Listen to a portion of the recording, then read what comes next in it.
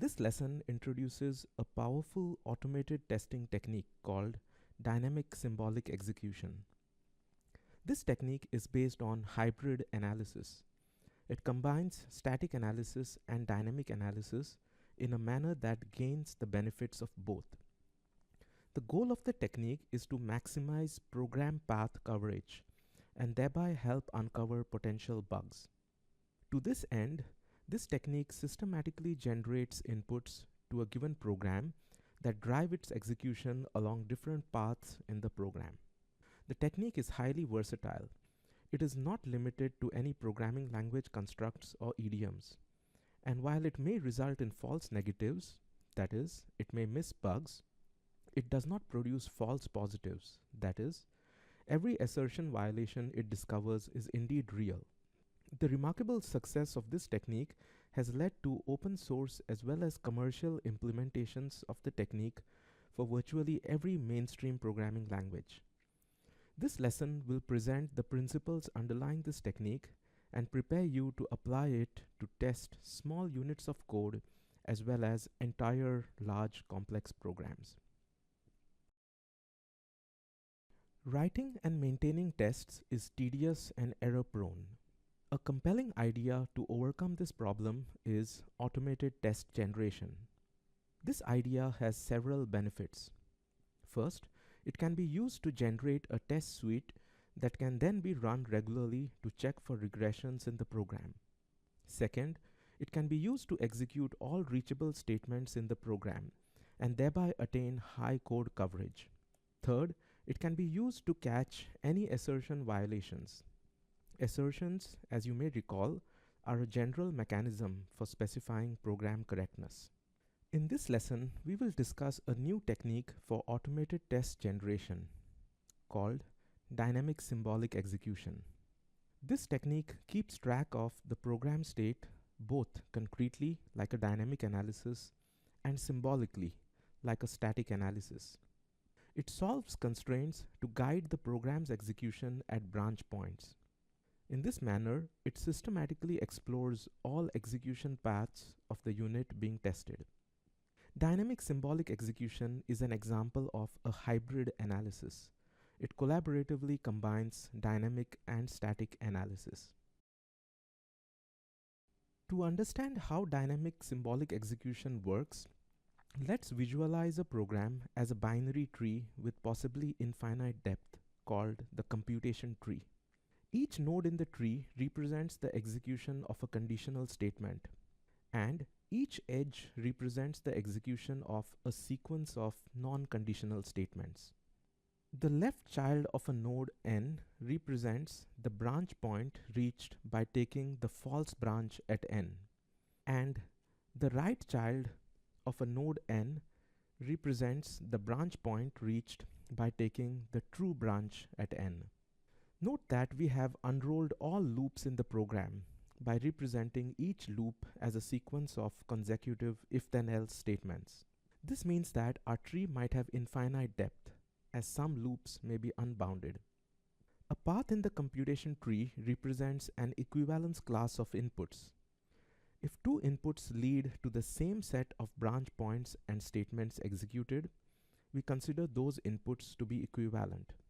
The goal of dynamic symbolic execution is to systematically generate non-equivalent inputs, that is, inputs that lead the program's execution along different paths in its computation tree.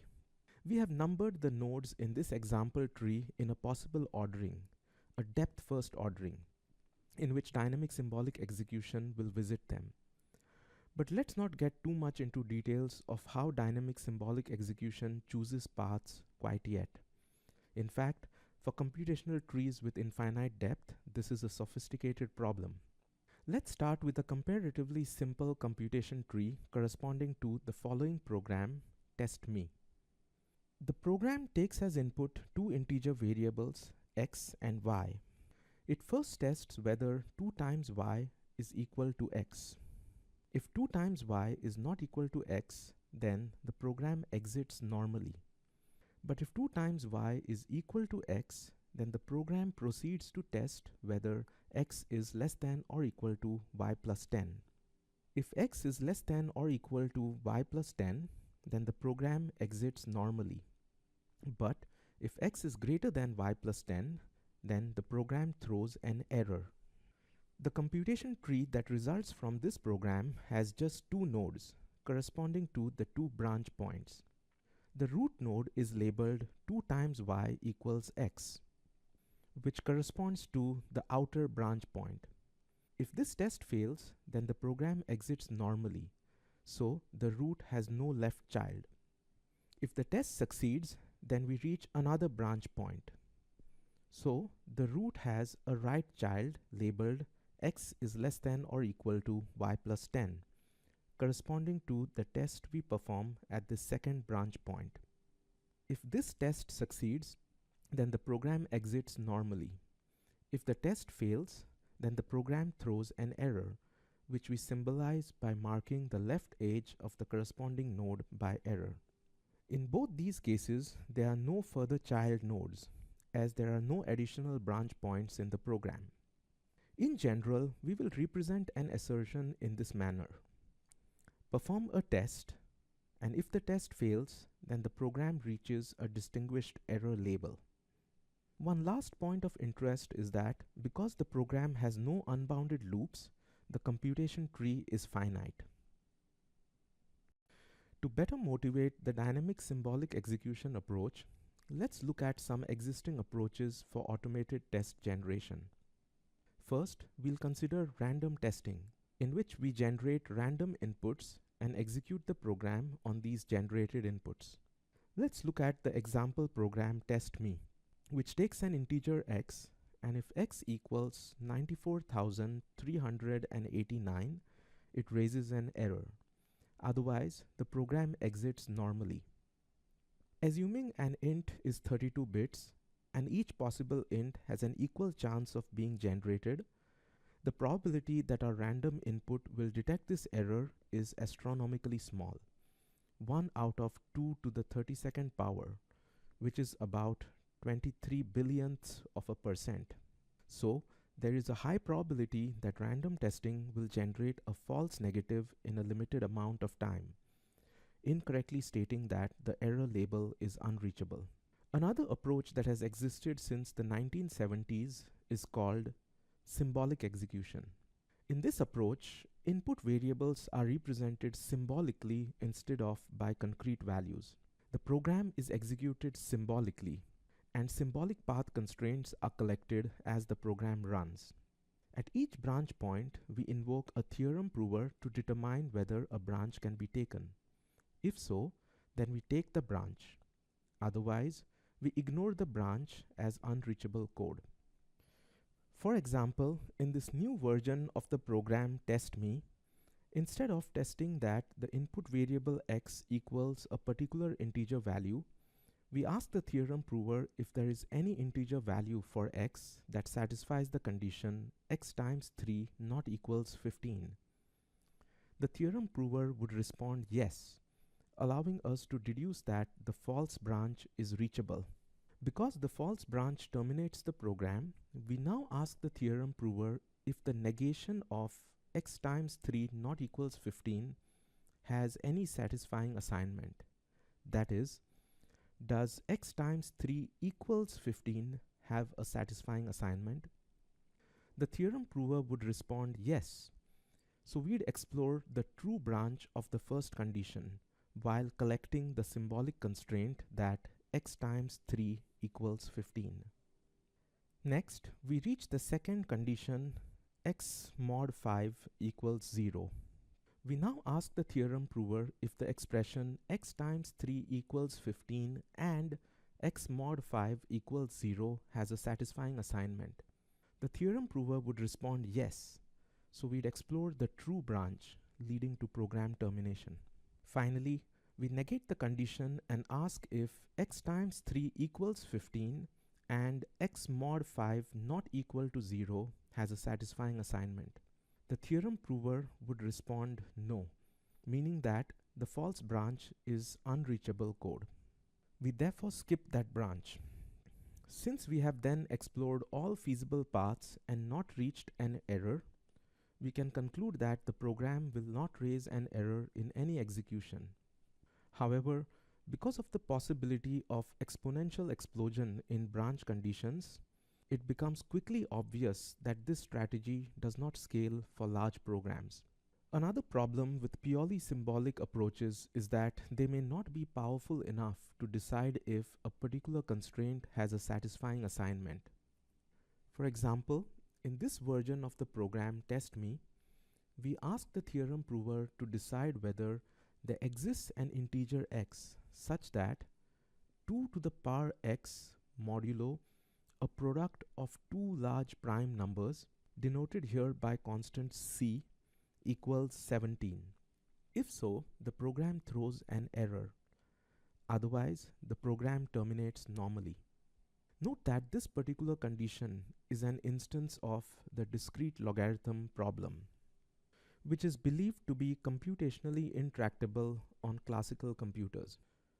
When dealing with such a difficult question to resolve symbolically, a theorem prover might throw up its hands and give up. In this situation, the theorem prover errs on the side of soundness by declaring the condition to be feasible, even if there really is no integer x such that 2 to the power x modulo c equals 17. In this case, the symbolic execution approach would yield a false positive, considering both branches of the condition to be reachable, when really only the false branch is reachable.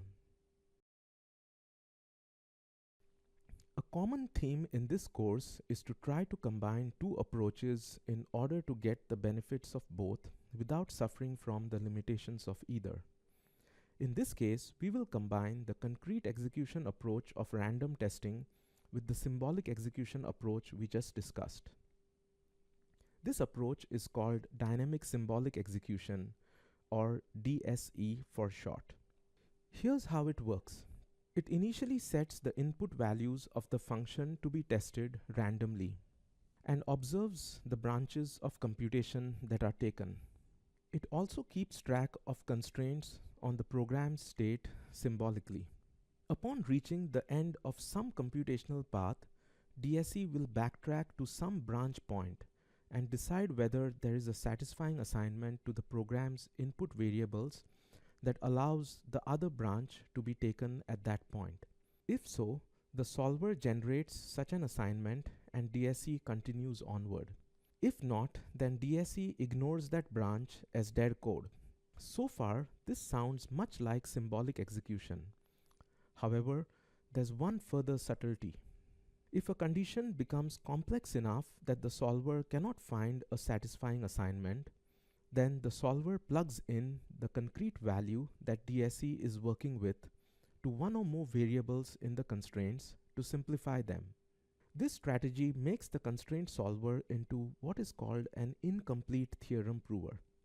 It will never declare an unsatisfiable constraint to be satisfiable, but it may fail to satisfy some satisfiable constraints because of the simplification being made. This contrasts with pure symbolic execution, whose constraint solver was unsound. It would declare some unsatisfiable constraints to be satisfiable. Let's walk through an example of how DSE would identify failure generating inputs to a function. In this example, we will be looking at the following functions: foo, which takes an int v and returns the int 2 times v, and the function testMe, which takes two ints x and y and has no return type. TestMe operates as follows. It sets the int z equal to foo of y. Then, if z equals x, it makes an additional check if x is greater than y plus 10. If this second check passes, then the program throws an error. If either of the checks fail, then the program terminates without error. Let's look at how DSE would work on the testMe function. First, two random inputs would be generated for x and y. Say x equals 22 and y equals 7. Additionally, DSE would keep track of the symbolic state of the program. X equals some number x0 and y equals some number y0. On the first line, integer z is assigned the output of the function foo applied to y. In the concrete state, this means that z now equals 14. And in the symbolic state, the variable z has the value 2 times y0. Note that DSE has the ability to concretely and symbolically compute the output of a call to a function such as foo. At the branch point z equals x, DSE observes that the current concrete value of x does not equal the current concrete value of z. Symbolically, DSE stores this constraint z not equals x as a path condition over the symbolic values of z and x as 2 times y0 not equals x0. DSE then follows the false branch from this point, leading to the end of the program. Now, DSE will backtrack to this branch point and attempt to take the true branch. For this purpose, it negates the most recently added constraint in the path condition, which is 2 times y0 not equals x0 to 2 times y0 equals x0. It asks a solver to find a satisfying assignment to the constraint 2 times y0 equals x0. There are certainly two integers satisfying this constraint. Let's suppose the solver returns x0 equals 2 and y0 equals 1. DSE then restarts the testme function, this time calling it with the concrete input values generated by the constraint solver, x equals 2 and y equals 1. The symbolic state begins anew with x equals x0 and y equals y0.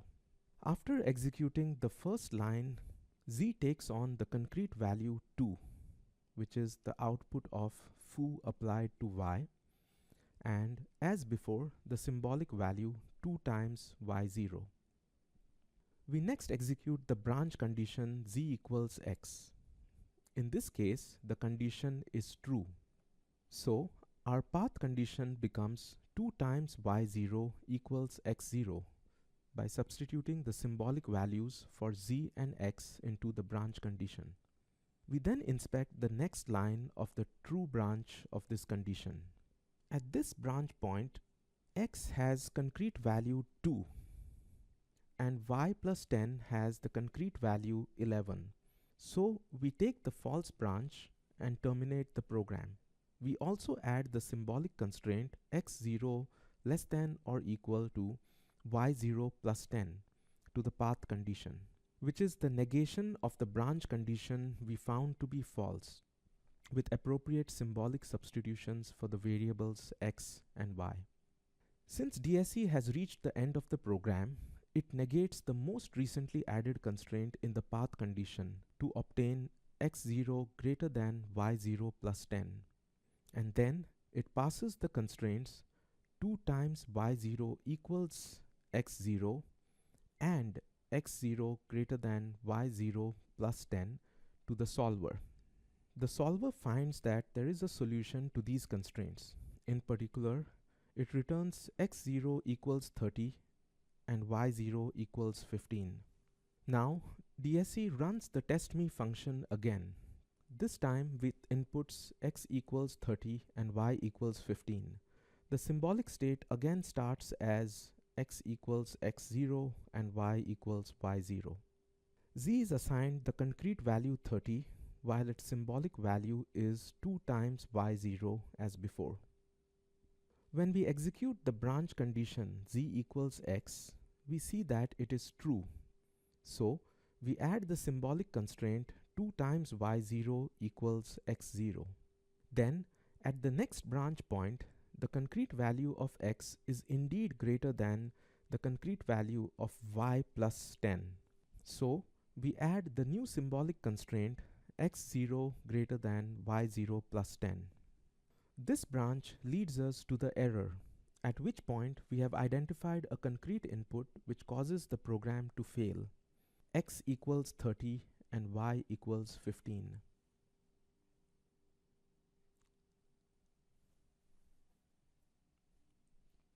Now that you have seen an example of how DSE works, take a moment to consider this quiz. We are given a computation tree as follows. The program starts by checking condition C1. If false, then the program terminates. If true, the program checks condition C2. Regardless of how C2 evaluates, the program terminates. Which of these 8 constraints might DSE possibly solve in exploring this computation tree? That is, select each constraint that might be fed to the constraint solver. C1, C2, not of C1, not of C2, C1 and C2, C1 and not C2, not C1 and C2, and lastly, not C1 and not C2. If DSE evaluates C1 and initially finds it to be false, then DSE will subsequently attempt to solve C1. On the other hand, if C1 initially evaluates to true, then DSE will proceed to evaluate C2. If C2 is found to be true, then DSE will subsequently attempt to solve C1 and not C2.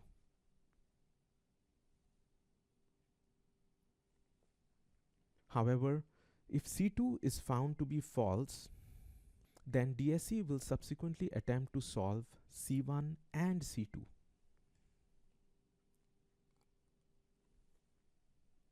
Finally, after DSE finishes exploring the true subtree of C1, it will attempt to solve not of C1 in order to try to explore the false subtree.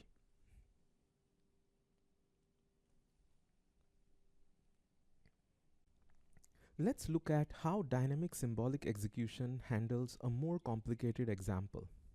Here, we have left the testme function the same, but we have altered the behavior of foo so that it now securely hashes its input and outputs the result of that hash. DSE begins this example the same way as before. It takes the random inputs, will again use x equals 22 and y equals 7, and stores them in its concrete state. And it stores x equals x0 and y equals y0 in its symbolic state. In this program, z is again assigned the output of foo of y. However, its concrete value this time is a large number with over 150 digits, starting with the digits 601 and ending in the digits 129. Let's ignore for now the overflow that would occur in some languages in trying to store such a large number. Symbolically, z takes on the value secure hash of y0. Comparing the concrete values of x and z shows that they are different. So, the symbolic constraint secure hash of y0 not equals x0 is added to the path condition, and we reach the end of the program. In order to take the other branch, DSE needs to determine a pair of inputs x0 and y0 such that the most recently added constraint in the path condition evaluates to false. That is, such that secure hash of y0 equals x0. However, the nature of a secure hash function is that it is extremely difficult to solve an equation like this. This example showcases the difference between symbolic execution as previously described and dynamic symbolic execution. Recall that symbolic execution would have thrown up its hands at this point and, by default, declared the constraint secure hash of y0 equals x0 to be satisfiable, thereby continuing down the true branch of execution. Dynamic symbolic execution, by contrast, uses its concrete state to simplify the symbolic constraint. In this case, it would replace y0 in the symbolic constraint by 7, the concrete value of y in the program at that point. The constraint to be solved is then 601.129 equals x0, which is easy for our constraint solver to solve. Just take x equal to that number. Note that it wouldn't work to plug in 22 for x0 and then solve for y0, as secure hashes are deliberately difficult to invert. Dynamic symbolic execution re-evaluates the test_me function using these new concrete inputs. X equals 601 dot dot dot 129 and y equals 7. The symbolic state, as usual, starts with x equals x0 and y equals y0. Then, the variable z is assigned foo of 7, which is the output of the secure hash of 7. The symbolic value of z is again secure hash of y0. Now, at the branch point, the concrete values of x and z are indeed equal, so the true branch is taken as expected. At the next branch point, we check whether x is greater than y plus 10. The concrete values of x and y satisfy this constraint, integer overflow notwithstanding.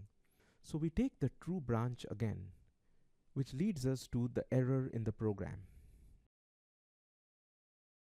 Now consider the following function test_me, which takes the int x as an argument and returns an int. Suppose DSE tests this function starting with the input x equals 1. Write the input used and constraints solved in each iteration of DSE. Assume a depth-first search of the program's computation tree and leave a trailing constraint blank if it is unused. For example, if only 2 constraints are solved for some iteration, then leave C3 blank for that iteration. Also, use the name x0 to represent the symbolic variable corresponding to the input variable x. I've filled in the first row for you. In iteration 1, the input x is 1, C1 is the constraint 5 does not equal x0, C2 is the constraint 7 does not equal x0, and C3 is the constraint 9 equals x0. After the end of the first iteration of DSE, the constraint C3 forces the new input to be 9. In the second iteration, the first path constraint added is 5 not equals x0, when the concrete input 9 fails to equal a of 0. The second path constraint added is 7 not equals x0, and the third path constraint added is 9 equals x0, leading to the termination of the program. Normally, we negate the most recently added constraint and solve the resulting expression. But this would lead us to take a path we have already explored. So, the next step is to discard the third path constraint and negate the second path constraint, resulting in C1 being 5 not equals x0, C2 being 7 equals x0, and C3 being left blank. These constraints require the third concrete input to be 7. For the resulting run of test_me, the first path constraint added is again 5 not equals x0, and then 7 equals x0 would be added before the program terminates. DSE has already fully explored the subtree where 7 equals x0 has been negated, so it needs to backtrack and negate 5 not equals x0 in order to continue exploring the computation tree. So, the only constraint to be solved is 5 equals x0. This forces the next concrete value of x to be 5, and this leads the program to terminate after the first branch point, the only path constraint added being 5 equals x0. Negating 5 equals x0 leads to a previously explored subtree, so there's nothing left to do. The entire computation tree has been explored, and so DSE terminates. There are no constraints to solve.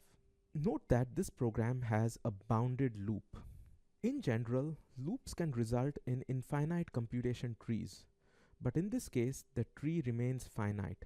This example also illustrates that not all conditions in the program, for example, the condition I less than 3, result in nodes in the computation tree. The reason is that only conditions that are data dependent upon the program's input result in branch points in the computation tree. Note also that even expressions such as a of I are constants, being represented as 5, 7, or 9 in the constraints. For the same reason, neither A nor I are data dependent upon the program's input X. Let's take a look at one more example to showcase how dynamic symbolic execution differs from its static counterpart. Here, the foo function still returns a secure hash of its input, but the testme function operates as follows. If its inputs x and y are different, then if foo of x equals foo of y, the program throws an error. If either of these conditions is false, then the program terminates without error. Suppose DSE starts again with the concrete random inputs x equals 22 and y equals 7. The symbolic state again is set to x equals x0 and y equals y0. At the first condition, since the concrete values of x and y are different, the true branch is taken, and we add the symbolic constraint x0 not equals y0 to the path condition. At the second condition, the output of foo of 22 and foo of 7 is different, so we take the false branch and add the symbolic constraint secure hash of x0 not equals secure hash of y0 to the path condition. In order to take the true branch of the second condition, we need to find a satisfying assignment to the path condition with the most recently added constraint negated. That is, we need to find x0 and y0 with the same secure hash, but so that x0 not equals y0. Finding such a pair of inputs, called a collision, is a hard problem for cryptographically secure hashes. So, our solver is likely not going to be able to find them. It will first start by trying to simplify the constraint by inserting a concrete value for one of the inputs, in this case, 7 for y0.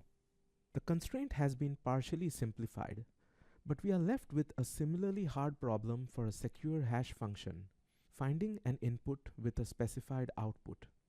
We know that taking x0 equals 7 would work, but we can't choose 7 because of the second constraint that x0 not equals 7. So, DSE will use the other concrete value in its repertoire in an attempt to simplify the condition, plugging in 22 for x0. Now the constraint is entirely concrete with no symbolic quantities left. However, as it stands, it is unsatisfiable because the two large numbers in the equality condition are different. In this case, the solver would declare the constraint unsatisfiable and ignore the branch that satisfying the constraint would have led to. This means that DSE would not find the error in this program, as the branch it lies on is considered to be unreachable. In this example, DSE has returned a false negative. It has failed to find the error in the program. The difference between dynamic symbolic execution and pure symbolic execution is therefore similar to the difference between dynamic and static analysis. Dynamic analysis will never model a run of the code that could not actually occur, so it will never return false positives. In other words, dynamic analysis is complete, but it can miss actual runs of the code that lead to errors, so it is not sound. In contrast, symbolic execution on its own will always take a branch that it isn't sure cannot be reached. So, it may model runs of the program that could never happen, sometimes returning spurious errors, and hence it is incomplete. But it will take all reachable branches as well, so it will never incorrectly declare a program to be error-free. Hence, it is sound. So far, we have focused on example programs with finite computation trees. However, what properties does DSE exhibit in general when considering programs with possibly infinite computation trees? Is DSE guaranteed to terminate? Is DSE complete? In that, if it ever reaches an error, the program can indeed reach that error in some execution. And lastly, is DSE sound?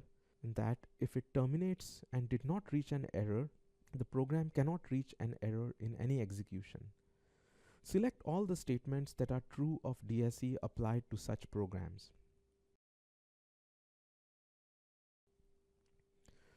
Remember that the undecidability of the halting problem implies that no program analysis can have all three of these properties.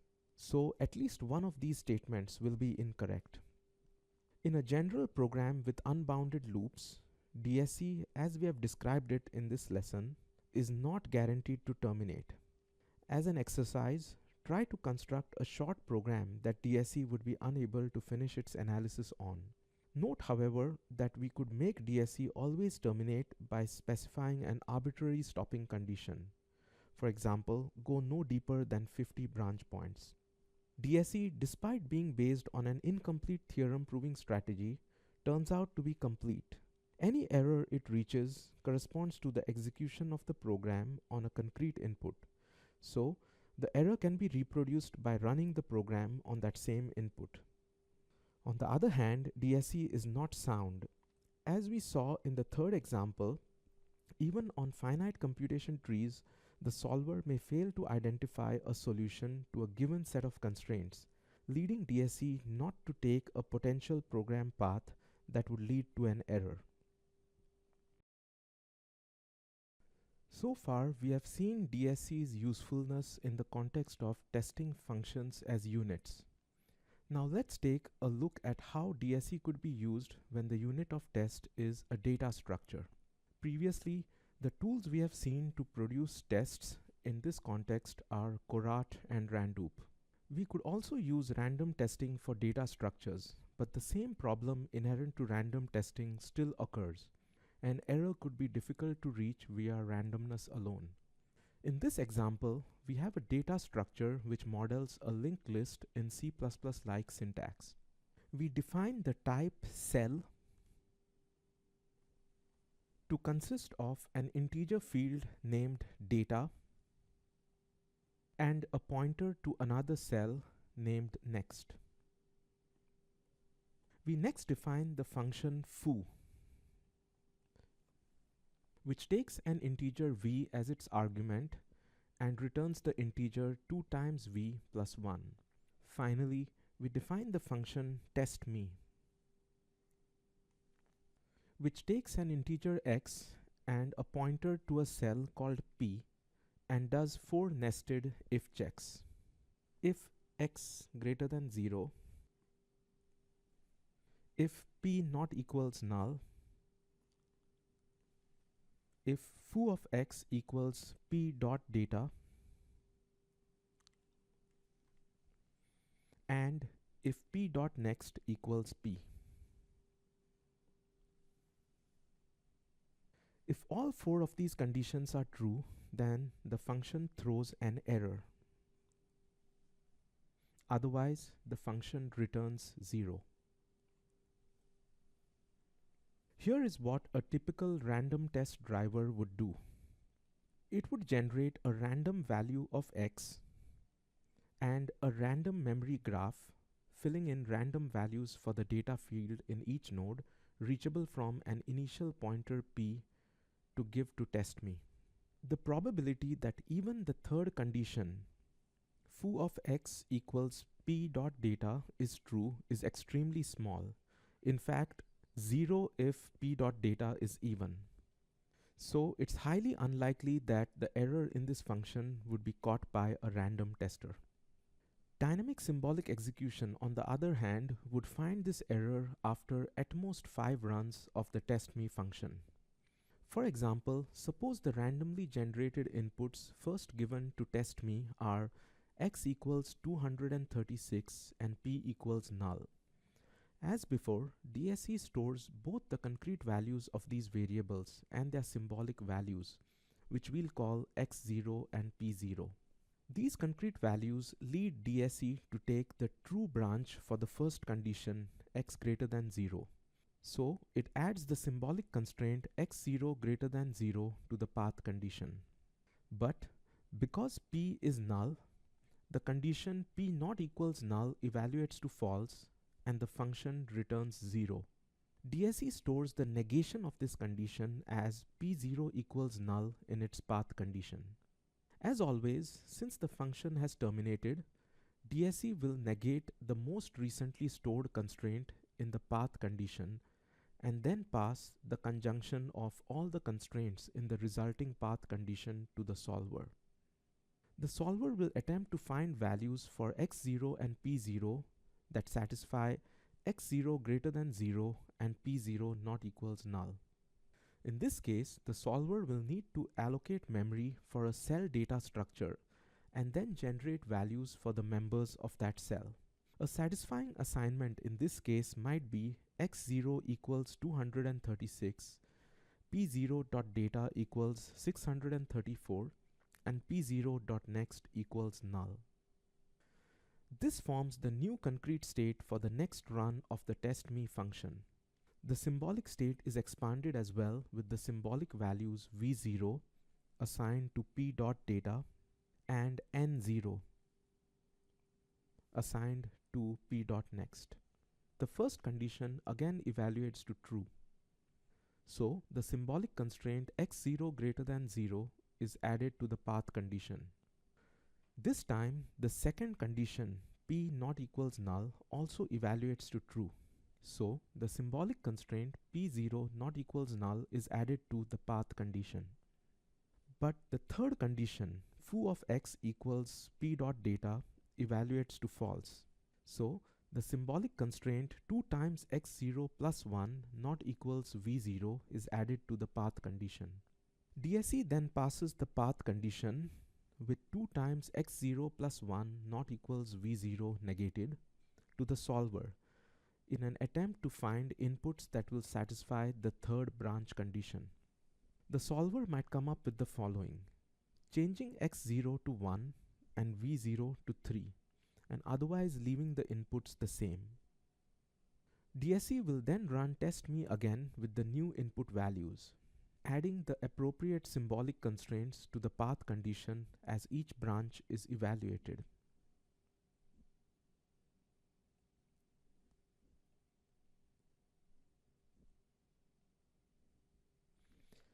Eventually, the fourth condition, p.next equals p, evaluates to false. So, the symbolic constraint n0 not equals p0 is added to the path condition. Negating this most recently added constraint, the solver then attempts to construct inputs satisfying the constraints that x0 is greater than 0, p0 is not equal to null, 2 times x0 plus 1 equals v0, and n0 equals p0. In this case, it would just set p0.next to point to the same place as p0. Now, DSE takes one more stroll through the testme function. Each of the branch conditions for these inputs evaluates to true.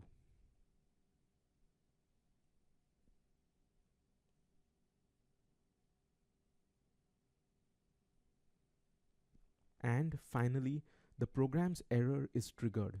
So DSE has identified a particular concrete input that triggers the error. Dynamic symbolic execution is a hybrid approach to software testing that attempts to strike a balance between the costs and benefits of dynamic and static analysis. As you saw, it generates concrete inputs one by one such that each input takes a different path through the program's computation tree. And it executes the program both concretely and symbolically.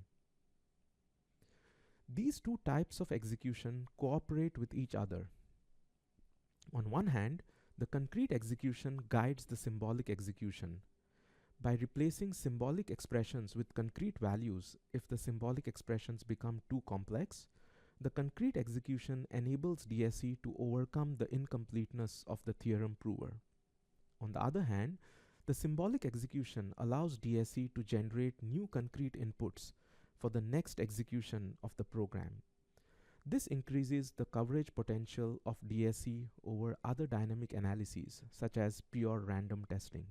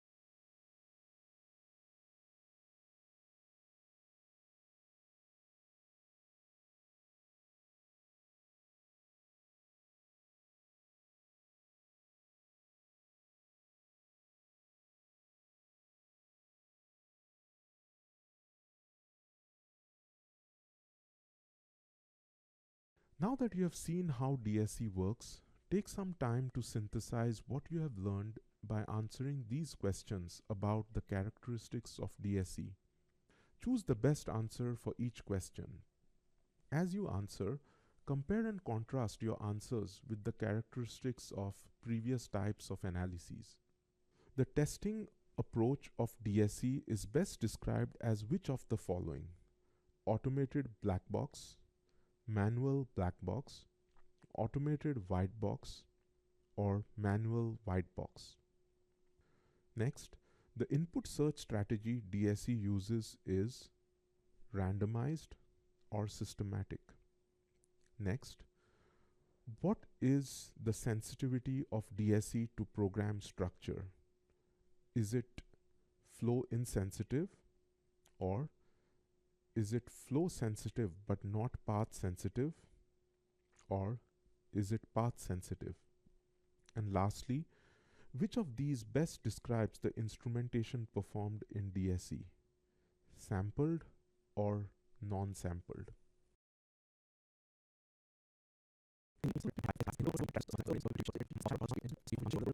A state space exploration technique took 8 hours.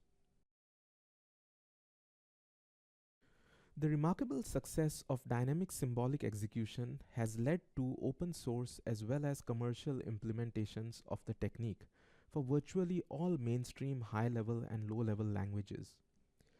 Here is a listing of a few of these implementations. CLI, based on the LLVM compiler, which supports the C family of languages, including C, C++, Objective-C, and Objective-C++. PEX for applications written using Microsoft's .NET framework. JQt for Java programs, Jalangi for JavaScript programs, and Sage and S2E for binaries on common architectures such as x86 and ARM. As we illustrated using a series of examples in this module, DSE is useful for testing small units of code, but it has also been applied to test entire large complex programs. Let's look at one of the most successful case studies in this category, the Sage tool developed by Microsoft. Sage is an acronym for Scalable Automated Guided Execution.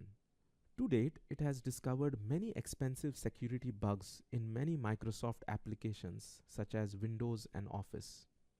It is used daily in various Microsoft groups and runs continuously on hundreds of machines in the cloud. What makes Sage so useful?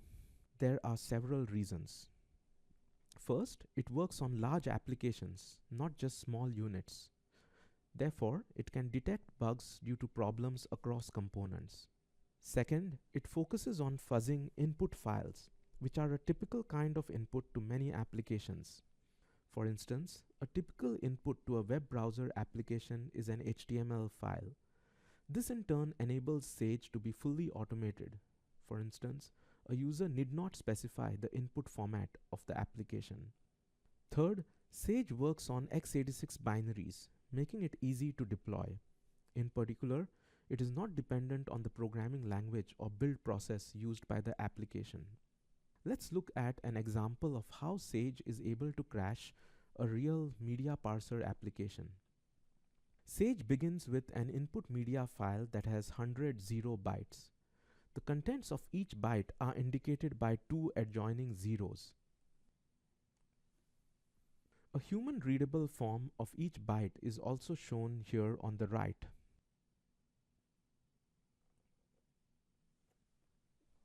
In each successive iteration, Sage replaces a subset of these bytes with characters that it obtains by solving the path constraint of an execution of the media parser. For instance, in the second iteration, it replaces the first 4 bytes by the characters RIFF respectively. And in the third iteration, it replaces the 9th, 10th, 11th, and 12th bytes by the characters star, star, star, and blank respectively. After a few more iterations, it generates the input file that crashes the application. In 60 machine hours, Sage is able to automatically find 357 such crashes, corresponding to 12 unique bugs in this media parser application. Now that this module is coming to a close, let's review what we have learned about dynamic symbolic execution. Symbolic execution is a technique for simulating the execution of a program on symbolic inputs. It tracks symbolic constraints over such inputs to decide whether certain paths of computation are possible.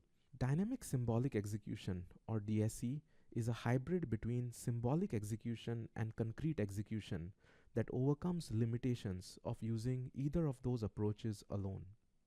DSE systematically generates numeric and pointer inputs in order to explore a program's computation tree with as much coverage as possible while eliminating redundant executions. Recall that the computation tree is a model of all possible paths that a program's execution can take. The goal of DSE is to determine if an error is reachable under some input to the program. DSE simultaneously tracks three pieces of information: the program's current concrete state, the program's current symbolic state, and the symbolic constraints for the execution so far, called the path condition. It uses the dynamic concrete state to simplify the static analysis part of constraint solving, and it uses the static symbolic state to guide the dynamic analysis part of selecting non-redundant concrete inputs to exercise next. In this way, it is a hybrid between dynamic and static analysis. Finally, DSE is complete. If it reports an error, it is certain that the error can be reached on some run of the program. In fact, DSE can report the exact inputs to generate the error. However, unlike pure symbolic execution, DSE has no guarantee of soundness. It might fail to report an error in a program. Additionally, as we have discussed in this module, DSE is not guaranteed to terminate in the presence of input-dependent loops, as these loops may unroll into infinitely many paths in the computation tree. However, we can modify DSE to terminate after exploring a finite number of paths in the computation tree, giving up soundness in the process.